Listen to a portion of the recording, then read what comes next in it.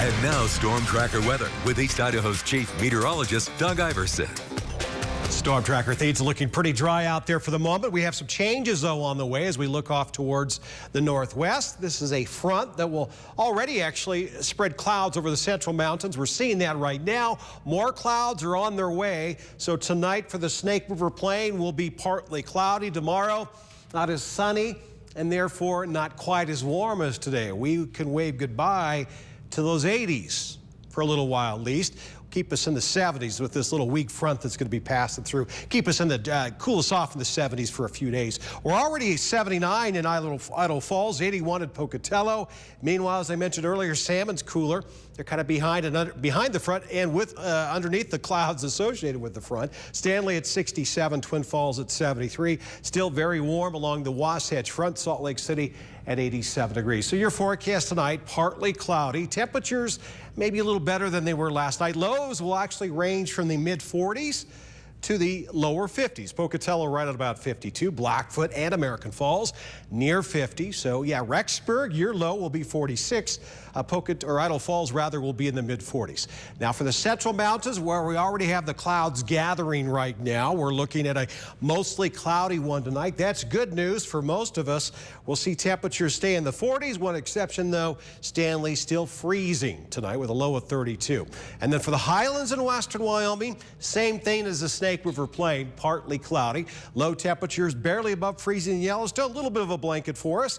Afton around 39, Jackson at 37, but certainly warmer overnight in Island Park with a low of 44. Any rain? Yeah, just more clouds. In fact, tomorrow we'll call it a mostly cloudy day for the highlands and western portions of Wyoming. High temperatures will certainly be affected by those extra clouds around. So a few of us won't even see highs in the 70s. Island Park in the mid-60s. That's kind of sweater weather. Definitely sweater weather for Yellowstone with a high of only 61.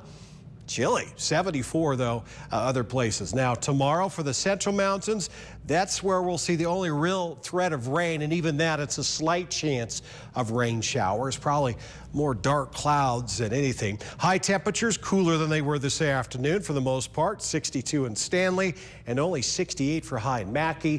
For the central, or I should say the Snake River Plain, we got sun. And we have clouds. In fact, it might be a little cloudy from time to time, but a mixture of both at least. Blue sky and gray. Temperatures not in the 80s. Unlike today, we'll top out in the mid-70s. Quite comfortable for this time of year. 75 will be the high in Pocatello. 7-day forecast as we look ahead into the rest of the work week. Halfway to the weekend, cloudy on Thursday, even cooler. But look at that weekend. Last weekend of summer, we'll be in the 80s. And then for the first couple of days of fall, we'll be in the 70s. Temperatures drop off a little bit. Idaho Falls, we had cloudy sky for Thursday. We're warming up a little bit this weekend. Just a gorgeous end to summer. Can't beat it. Highs Monday and Tuesday in the mid-70s. Teton area 7-day forecast.